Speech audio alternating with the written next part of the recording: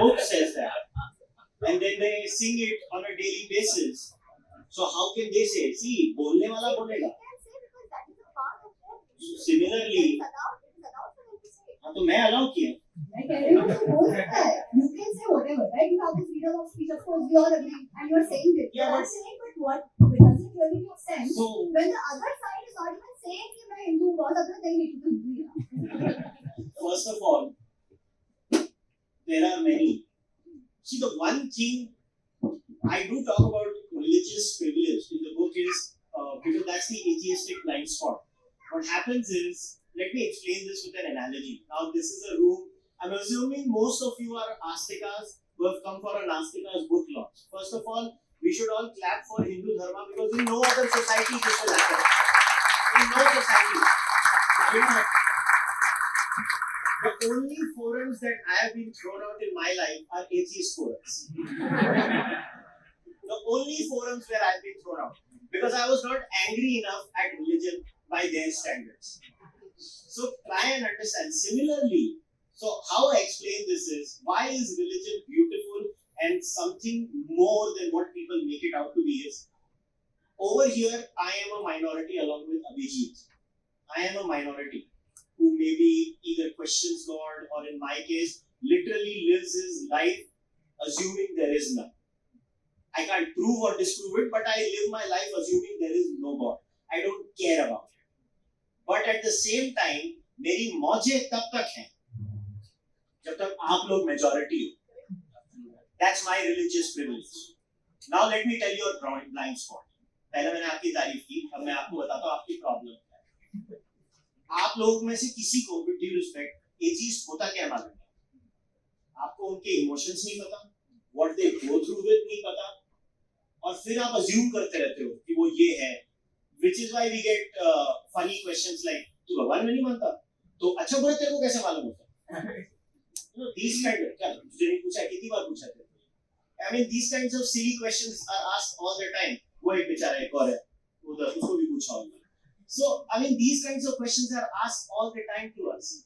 So because you don't understand morality, you have assumed that there is some, why I'm connecting it to the ex-Muslim issue, which is why you need to understand that for an atheist, the lived experience depends on the source code. If the source code is angry, the atheist is angry. If the source code is not angry, then the atheist is not angry. Now all the atheist says is, मेरे को अकेला छोड़. The problem is when people impose their views, which is where ex-Muslims come. Why are ex-Muslims angry? It's because the source code is angry towards them. The biggest difference between the monopolistic monotheistic, I'm not just saying monotheistic, and I want to give credit to another great thinker of India, Arvind Neelakantan. Everybody read his book, boss. A great must read person.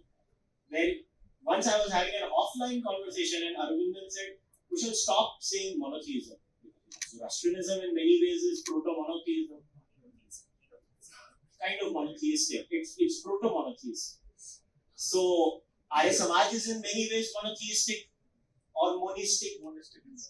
Monistic or monotheistic. So, don't say monopolistic monotheism.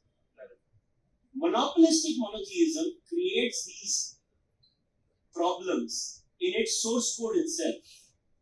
But not every monotheist out of that believes in that. So when I say they are all Hindus, I am talking about the person, not the code. Ideas and individuals are different. When I talk about dharma, I am talking about the level of the epistemology. When I am talking about the average person, I mean, atheist is supposed to be angry. Why? Because that's my caricature of them.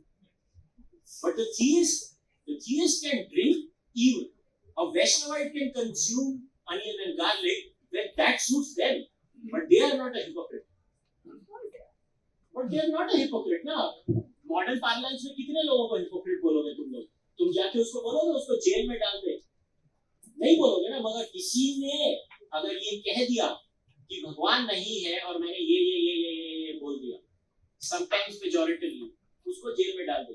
So the ex-Muslim movement is just a reaction to the angry version of monopolistic monotheism. How do you see its future in India and abroad? It is going to rise, and only rise. I have quoted surveys after surveys. The best survey done in the Arab world is done by the Arab Barometer. They do constant surveys in the Arab world about attitudes of that society. They don't cover just Saudi or Dubai, they cover the entire Arab world.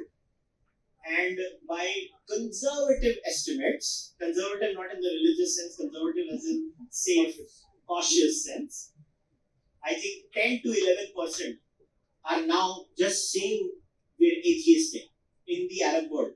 Because आप नहीं पढ़ रहे थे God Delusion by Richard Dawkins. मगर एक इंसान है उसका नाम है फैसल सैयद अल Mukhtar. He just does one job. He converts all the books in the Western canon into Arabic.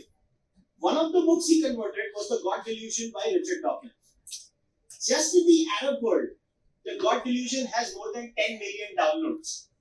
The smartest thing Richard Dawkins did was he's like free में डाल दे. Like the meme of Anu Malik, that kind. It has more than 10 million downloads and it has thousands of downloads on a daily basis. Best of luck stopping ex-Muslims. They're not going to stop. The reason I write this book is, the moment you become that, a new set of problems start. Because now you have smashed the old gods. Right? You have smashed the old gods. They smashed the old gods earlier, now they smashed God. One second, I just want to add a trivia to this. एक trivia बता रहा है. I don't know how many of you know, among the foremost podcasters who start talking about ex-Muslims is Kushal on Charwal podcast. By far. The foremost ones. उसके बाद Ramesh Gupta. One of the biggest reasons I made sure, the one thing I was not going to compromise on was on the title and the tagline. I was willing to compromise on other areas in the book, but not on the tagline, is because I want to categorically state this. I am not an atheist. I dislike, if anything, my book is, if somebody, it's not an assault on anything, but if you were to strawman me, it is an assault on New Atheism. New Atheism had many good things in that society. I will never stop admiring Christopher Hitchens. Someone I've admired deeply just passed away, and I think all of you should learn a bit from that great man. Dan Dennett, he was one of the four horsemen, and you would be a better human being if you learned Dan Dennett. But the point is, New Atheism really created atheism plus. You don't have a church going wokia. Have you met a person who goes to church, believes in Jesus Christ? I mean, exception ikka dukka mil jayega. The exception just proves my point. Usually what happened is, New Atheism starts in the late 90s, then 9/11 happens. And they just get the perfect ground to attack religion. In the eye of the Western mind, what had happened? A foreign religion had attacked the great Western civilizational pantheon. And what is the core of that? They came up with a simple solution. Religion is the core of everything. We should smash religion. What the problem is, they threw the baby out with the bathwater. That and nature abhors vacuum. You can throw the old gods out. They threw the old gods, they got monotheism. They threw monotheism out, they got social justice. At our core nature, what I try to explain in this book is, I don't want to convert you into a disbeliever. I want to understand, make you understand that we are meaning-seeking species. We're trying to find meaning in our life through different ways. Sometimes through sport, sometimes through dance, sometimes through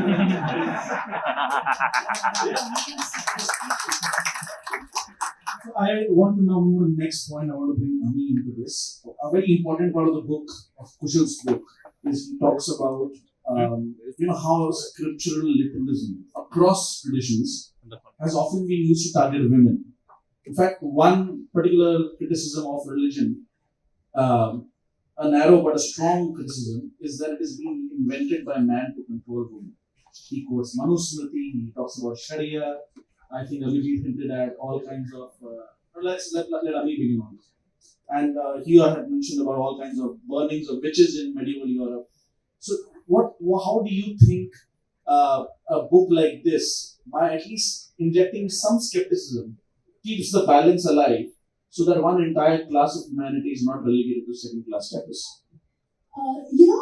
So that's what I said. This is a very honest book, and I truly believe that not just people who are disbelieving, but even people who are believing need to question their belief systems. मैं मानता हूँ से मानता हूँ नहीं. Ask questions, ask for references, ask for evidences, everything. Eventually you will find the answer, right? I'm a hardcore believer. For me, everything is Krishna, and I can still appreciate the view he's coming with, right? For the women thing, even within the scriptures, right? We have a classification, Shruti, all of that. But what helped me understand or develop a drishti towards scriptures is the fact that I approached scriptures after coming from a yogic and a aitihasic place. There are a lot of things which scriptures talk about which are very inconvenient. We cannot run it, okay? Especially Smritis. We may be better than the others for sure. There might have been temporal reasons for some of those things, agreed. But are all of those valid today if we actually go by the scripture literalism? No, absolutely not. However, when you read Itihas, you start understanding one more aspect. That even in those days, scriptures were not taken literally. Not even in those days. That is why you have women like Draupadi doing what they were doing. If you see in Vanaparva, there is a whole section on how Draupadi ruled or how she helped manage the kingdom of Indraprastha. There are a couple of smaller lines for Kaushalya when Lakshmanji is telling Shriram that I want to come with you, and Shriram says, no, you don't come. Mataji ka kya hoga? Who will take care of them?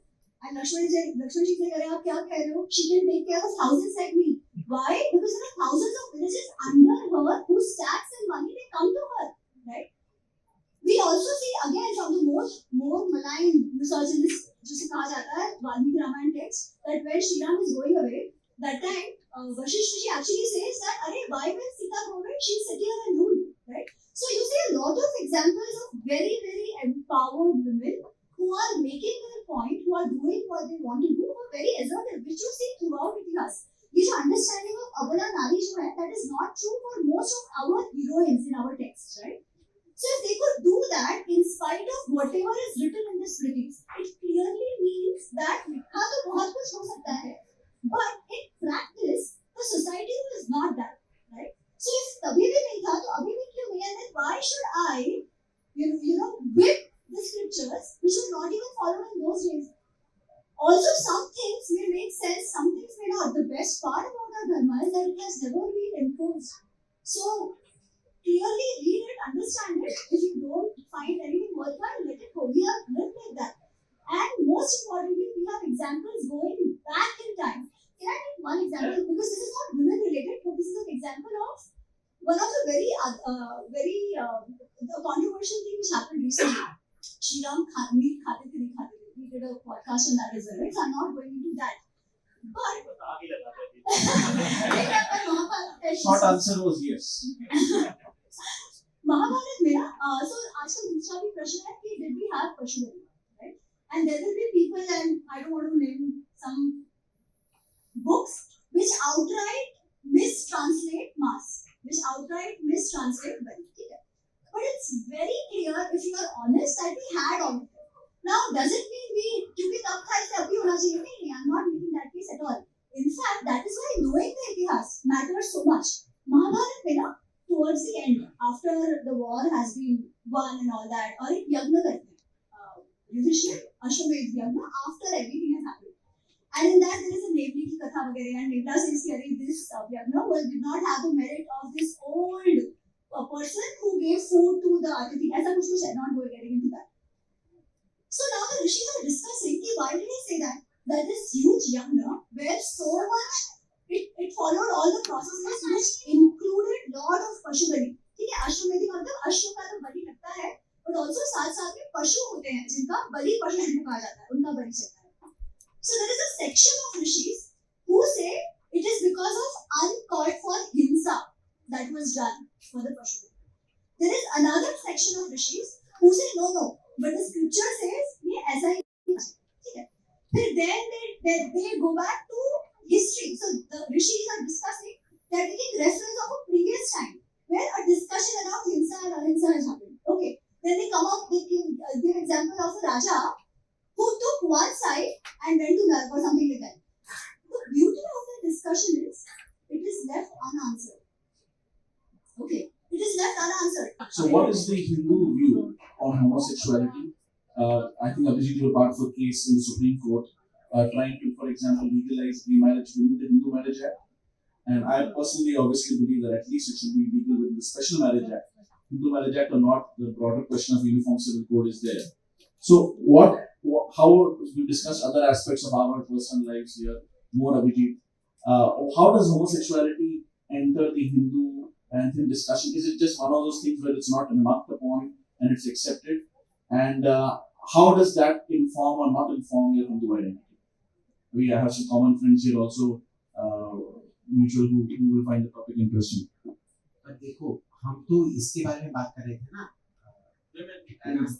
but so for me what other people say like I explained really doesn't matter. But I think it's very important to understand, like I talked about context, how Western atheism and its consequences are very different. We are not creating a vacuum out here the way Richard Dawkins and Christopher Hitchens create a vacuum out there. हम किसी मंदिर को नहीं तोड़ रहे, किसी मूर्ति को नहीं तोड़ रहे. Now, in the industrial era, what is industrialization? There are certain quacks, I should not name them, but maybe they rhyme with Omila and Babib. But they will say that industrialization is just scale. It is not scale. It is very specifically the application of chemical energy to the production process, right?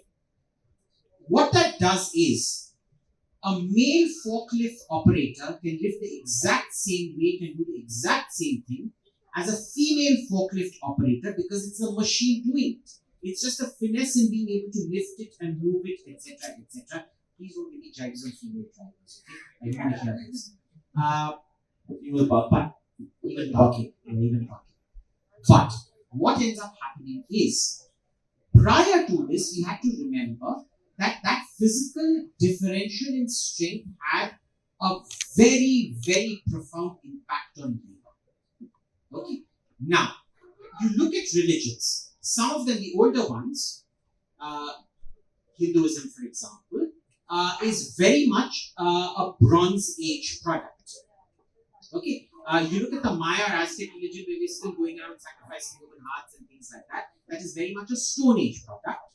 In the Bronze Age, human sacrifice comes down very significantly, or it vanishes in some countries completely. In Egypt, the first two dynasties, copious human sacrifice, and then it just stops all of a sudden. Okay?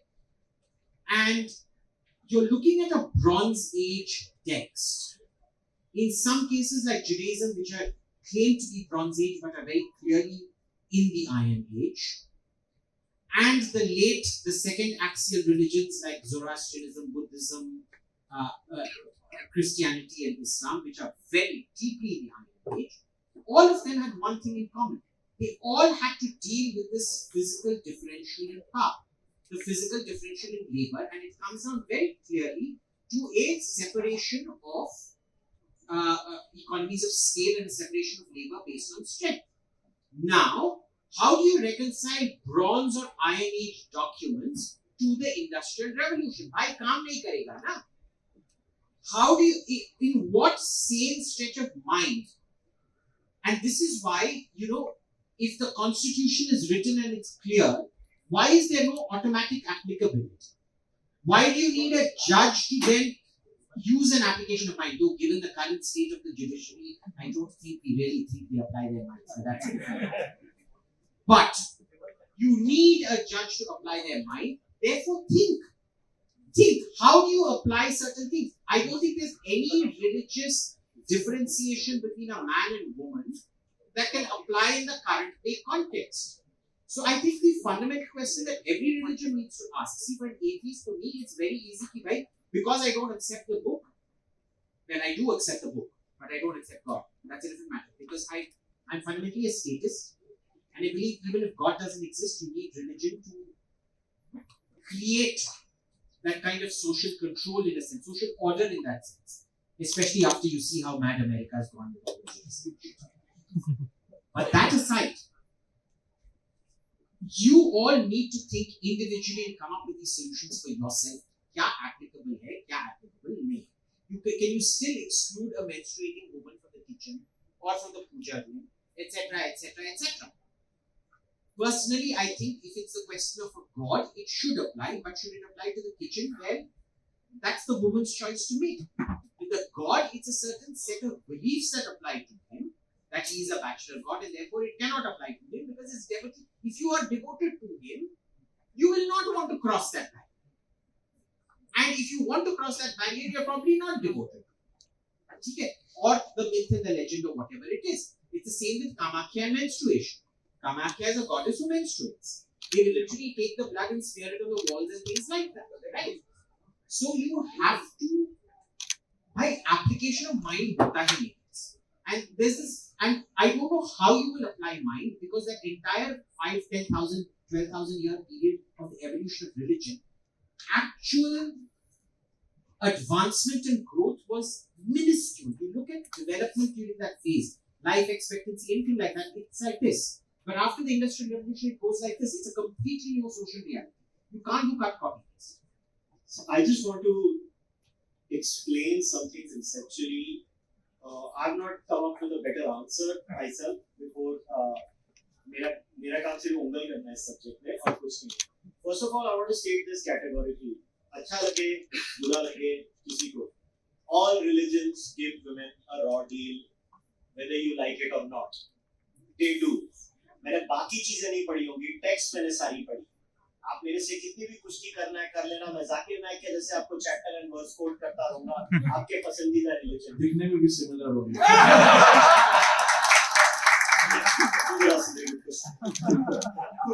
Religious texts are silent on a multitude of things, and let me explain this through one of a very prominent panth or darshan in Indian parlance, that is Buddhism. So the Buddha had something which are very famously called the Avyakritas. Okay, what are the Avyakritas? There were, I think, 14 questions that people went up to the Buddha and they asked him, Ki Babaji daso, ki kariye? And he just stayed silent. Now you can interpret his silence as, मुझे नहीं पता, तुझे नहीं जानना चाहिए, या की फर्क पैदा है. Whatever you want to pick, silence is up for interpretation. But guess what the Buddhists did? Post the Buddha, every single Buddhist sub-panth ended up answering every single Avyakrita उन्होंने बुद्धा की भी नहीं सुनी. They answered everything. Now the question arises, why do we do this? Did we go to a religious text and say, can I use a cell phone? Did we go to a religious text and ask, मैं brush ऐसे करूँ? By the way, before somebody says, हाँ वो अरुण शोरी ने बताया है, the world of fatwas में कि कुछ societies में ये भी पूछा जाता है, but हम वो society नहीं है. Yes, can I beat my wife? So the reason is we look at religion in different ways. I look at religion as an evolutionary product where morality existed around us. Suddenly agriculture happened. Now we are in a fix. यार अभी इतने सारे लोग आ गए. We encode what we had in those texts. I have no issue with that either. But the point is, let us not lie to ourselves. So at that time, obviously religion is man-made. पढ़ के पता चलता है. पढ़ के पता चलता है हम अपने आप को झूठ क्यों बोल रहे हैं. इसका ये मतलब नहीं है कि religion को reject करना है. इसका ये मतलब है कि अगर if our chief, which is why the beauty of non-monotheism is there are always new smritis that can be written. So why can't we write a new smriti? Simple है. मनुस्मृति में जो मैंने चैप्टर और वर्स कोट किए हैं, आप जैसे लोग मुझे एक सिंपल आंसर दे सकते हो, रिजेक्ट. खत्म. उधर चैप्टर ही क्लोज हो गया है. मगर ये कभी नहीं कहना कि आपके रिलीजन में है नहीं, क्योंकि आप फिर आपके रिलीजन में ये भी कहा है झूठ नहीं बोलना चाहिए, तो आप सब झूठे हो गए. तो झूठ ना बोलो ना. So you can't बुद्धिज्म में भी है सेक्सिज्म, जैनिज्म में भी है सेक्सिज्म, सूरह निसा 4.34 में तो पता नहीं सेक्सिज्म ऑन स्टेरॉइड्स है, जो भी है वो. The point is not that. The point is, again, I take you back to de-Abrahamization of your mind, because God is not speaking to you in your religion. You do not have a God obsession problem, and the biggest thing, which is why I am a proud Hindu, that you do not have a blasphemy and apostasy problem. आप अपने आप को क्यों बना रहे हो? मैं तो बोल बोल के लोगों को यही थक गया हूँ कि आप मतलब आपका सोल्यूशन ये है इस्लामिज्म से लड़ने के लिए मैं इस्लामिस्ट बन जाऊँ. आपका सोल्यूशन तो मुझे ऐसा ही कुछ सुनाई देता है. But they're bringing in blasphemy and Yeah, which is why some of us, all four of us, we have so many differences amongst us. We disagree on many things. I mean, Ami, who is such a close friend, we've had podcasts where we are disagreeing on the Ramayana. हाँ, और मुझे गालियाँ पड़ी, so unfair, इसको नहीं पड़ी.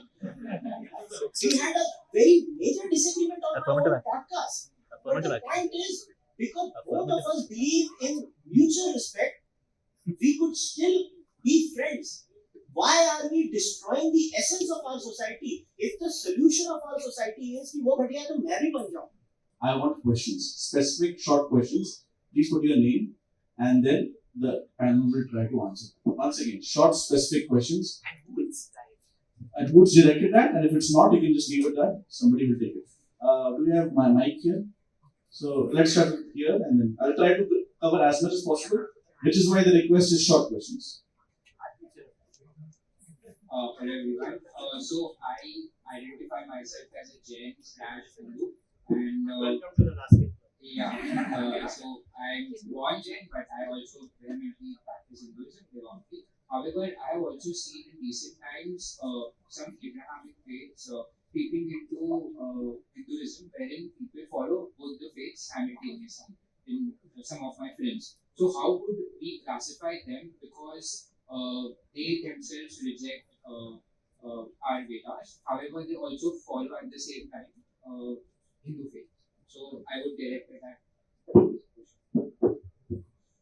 I mean, you're basically making the point that I try to explain through my book, that we are so complex as human beings. We are full of hypocrisies. We are full of inconsistencies.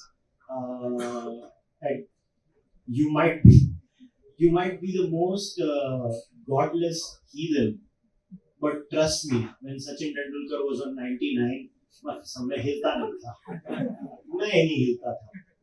और मैं हिला, अगर Tendulkar out हो गया, अभी मुझे मालूम है मैं बेवकूफ हूँ, मगर I am not doing it for Tendulkar, I am doing it for myself. Listen, old habits die hard. Even today अगर कुछ होता है, the first expression that comes out of my mouth is, oh my god. Do I believe in a god? अभी कल अपने साथ ही हुआ था, तूने oh my god बोला था, हम लोग हंसना शुरू हो गए थे. So how do you classify them? Well, ask yourself, right? You're a Jain, right? Growing up, did you know Jainism did not believe in a god? ईमानदारी से बताना. महाराज साहब ने बोला था कम से कम. Did you know Jainism believes in a flat earth? Yes, I have had similar debates with my other Okay, good. तो मतलब तुम proper महाराज के पास रहते. I was raised in a majority Jain area. My two closest friends are Jain. When I told them Jainism believes in a flat earth, okay, how many knew Jainism believes in a flat earth? Only a minority knew Jainism believes in a flat earth. Who counted me? मैंने क्या बोला? So imagine, most Jains did not know Jainism did not believe in a god. उनसे ज़्यादा मंदिर जाके जोर से जय श्री राम बोलने वाला मैंने नहीं देखा. So we are full of complexities. तो अगर आप उस जैन को हिंदू बोल सकते हो, तो आप उस मुसलमान को नहीं बोल सकते. Next. My question is for Kushal basically. What Kushal has been saying, that we need to who are the others which we consider as other, we are saying that they are also Hindu. But there could be a problem which might arise, because we know that these cultures believe in cultural appropriation also. So isn't it like we are opening our doors to them, especially the Abrahamic faith from Europe, because Europe has been conquered in the similar way, where they have appropriated all the cultural practices of Europe and now it is a situation where they are saying this is what Christianity is. So tomorrow there could be a scenario where this could happen with Hinduism also. It's a fair enough fear. So I want to ask you two questions. Do you want more people to practice yoga or not? Just Yes. you want to. Yes. Okay. Do you think if you keep on going and telling them and nagging them, the problem in our discourse is that it was summed up beautifully by one live viewer of the Sham Sharma show. The problem with the Indian non-left is they keep telling people, you're not like us. You're not like us. The moment they try to become like us, they're like, how dare you? You see the irony here is you want somebody to be like you, but then who's the you? Everybody has their own parameters. I think conceptually we have to be careful about cultural appropriation, yes. But what we should make, it's our problem. Because we did not have intellectual property consciousness. We did not do any of those things. हमने किया क्या है मालूम है? हमने अपनी निखिद्धता, और मुझे कोई शर्म नहीं आ रही है ये कहने में, हम खुद निखिद्ध हैं और फिर हम दूसरे को बोलते हैं भाई तू चोर है। पहले खुद को तो सर्वगुण संपन्न बनाओ ना। हम अपनी वीकनेस को दूसरे को नहीं थोप सकते हैं। जब आज की डेट में अगर किसने who stopped Indians to start $1 billion+ yoga or Ayurveda marketing in the United States of America? Did anybody stop them? Can you point me to one legislation in the United States of America that says if you are of Indian origin and that too non-monotheistic Indian origin, you cannot do X, Y, Z? Is there one? I can assure you there isn't. But we still did not do it. ये किसकी निखिद्धता है?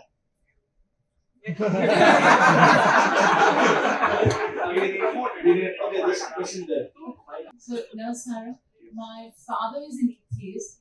He's 91. He always says that there is nothing before and nothing after. There are no answers to where we've come from or where we're going or how. Do you? I of course tell him that what is God? I mean, ये God term कहाँ से आया है?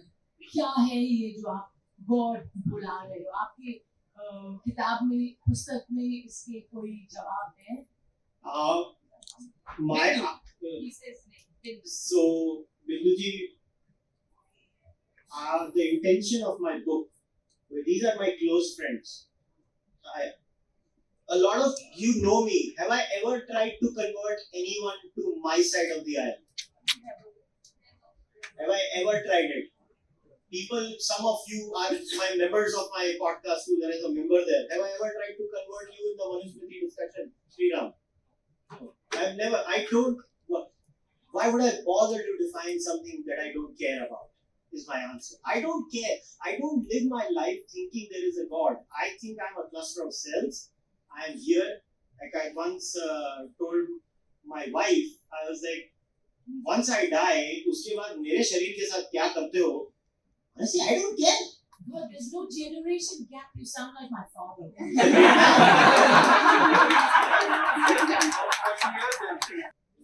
Thank you, Praveen. So my name is Pashupati, and I have a question for you to answer.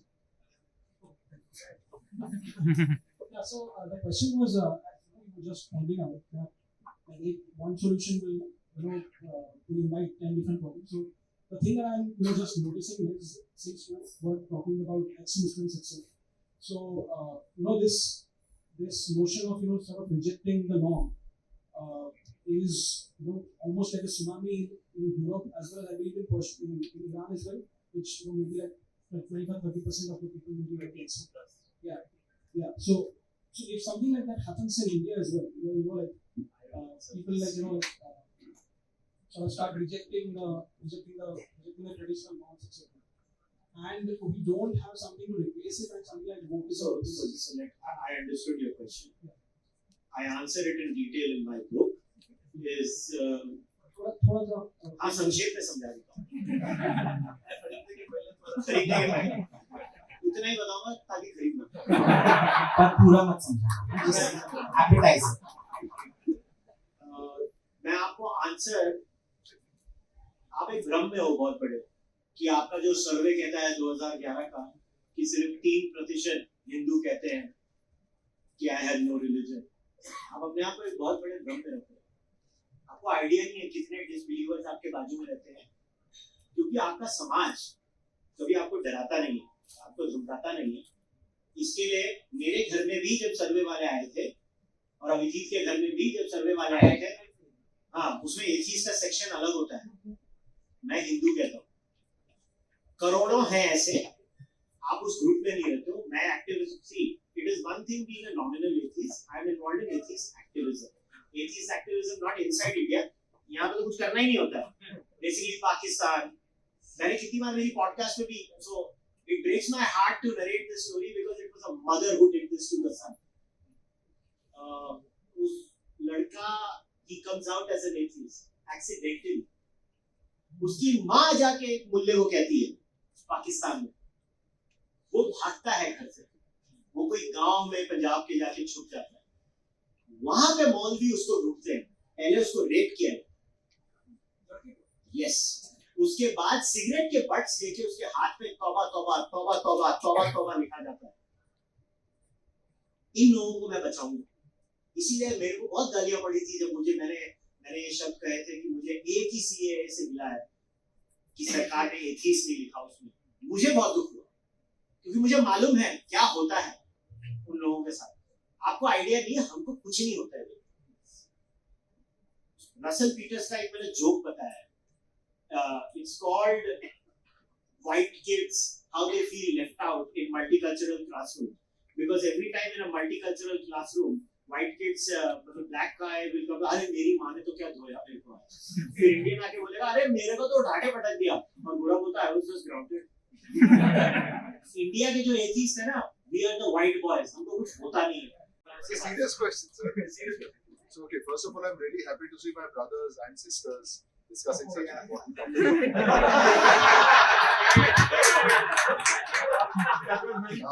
But on a serious question, we know the Overton window has shifted to the right, which means more and more people now identify with more conservative cultural practices, at least. So the question is, do you guys now represent the left?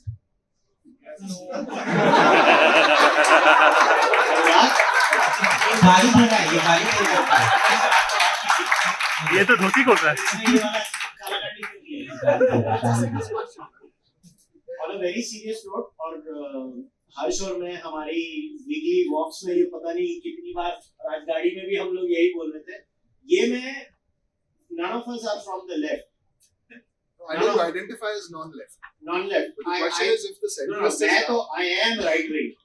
I am a fiscal conservative. I believe in a small government and all of that. But my answer is very simple. Our way is our way. And we gave the left 50 years to solve problems.